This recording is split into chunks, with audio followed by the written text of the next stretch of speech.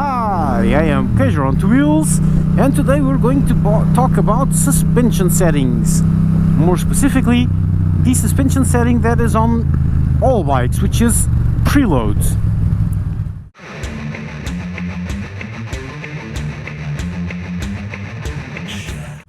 So, let's first get one very common misconception. I fell for this.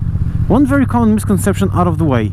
Suspension preload does not alter stiffness either of the bike or of the spring. Thank you very much, guys. Seriously. There's a ton of room you had just to sit there, idiots. And again, suspension setting, preload setting does not change suspension stiffness. Let's go again. Suspension set, preload, damn it. Preload does not change suspension stiffness or bike stiffness or any stiffness at all. And I'll explain why. Just trust me, it just is. And now let's move on with the program. So what is preload exactly? Well, preload is exactly what it says on the tin. Preload is a way to simulate weight on the spring without any weight being actually applied. So that's why you preload, you put load on the spring before you actually sit on it. Therefore, preload. Okay. So how does it work? Well, let's try putting up a graphic here. And no, not that. That, exactly. So that's your bike, right? And what preload does is, as you increase preload, you are increasing weight on the bike without actually being on it, and so it haunches on its rear. And I'm talking about preload on the rear suspension. The same concept, but on the front, but it's only applied on the front suspension, obviously. So if you apply preload on the front dives down. It haunches on its front because it works as if it's already got some weight on it. Okay, but let's only talk about the rear. And as you remove preload from the rear, the spring straightens, and so the bike haunches on its front. That's why you can live with only having preload on the rear, because it does this haunch at the front or haunch at the rear thing. What you require on all suspension on all vehicles is balance, including cars. Actually, my background is from cars, and I was quite amazed at how much of data and concepts from car suspension actually apply to motorcycles. I wasn't expecting that, but it's pretty much the same with just a few little details. So that's what preload does. So how should you tune preload? Why do people say that they're going to do this to make it stiffer? Well, they're doing that because they're wrong, and then their brains make them feel things that aren't there to validate their pre-existing sets of conditions. That happens a lot with brains, unfortunately. Our brains lie to us.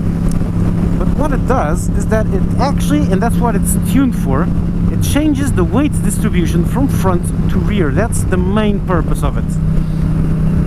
There's another one, but that's one of the main purposes. The bike and all cars and all vehicles were designed to have a certain weight distribution. And as you sit on it, you change that weight distribution quite dramatically.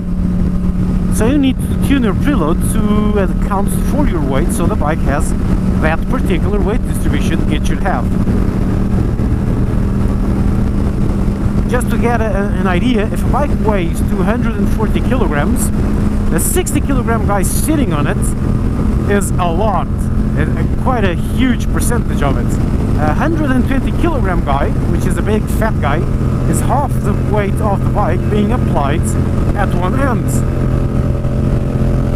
Or two 60 kilogram people, driver and pillion, two very light rider and pillion, that's a lot of weight. So that's why you need to adjust your preload so the bike doesn't sag too much on the rear or pops up too much from the rear and overloads the front. At the extremes, when there's too much preload or too little preload, what happens is the bike is either too on its rear haunches, and so the front feels very light, and in some extreme cases the front can be nearly completely extended, so any little bump will raise the front from the ground and you'll be accelerating and feeling the front going woo, kind of like the MT-09. That's the problem with the MT-09 out of the box. If if you decrease the preload, it'll hunch back on the rear and it'll be fine, or less bad. Let's put it that way.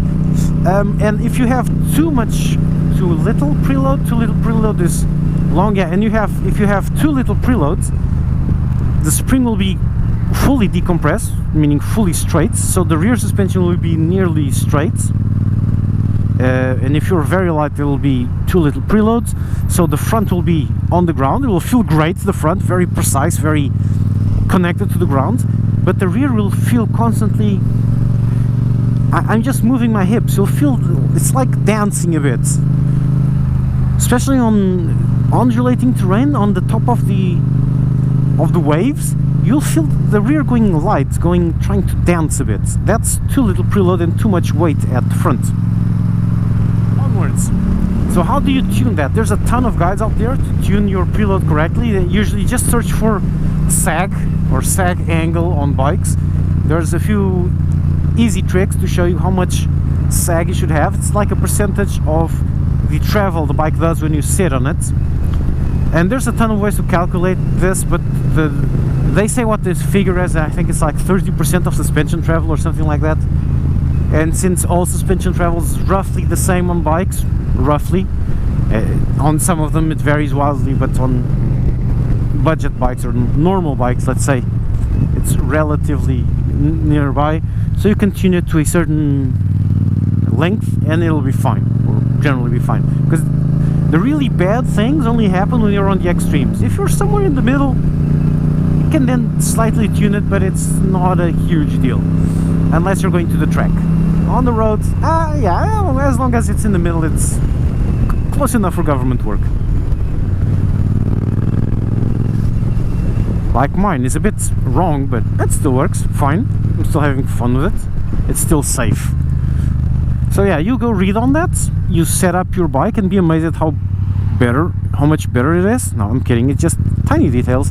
It'll be better over the more extreme bumps, etc.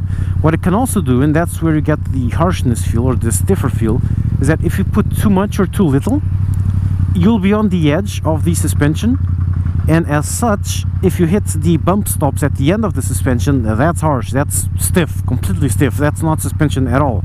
That's a rubber stop. Could be metal, but that would be even worse. That would shake the fillings out of your teeth. So when you hit that, that hurts. That's a big bump. And so that's where people get the stiffness from. Because one of the edges of the bike is on its very limit, and so you hit the bump stops every now and then, and it feels like the bike is super stiff.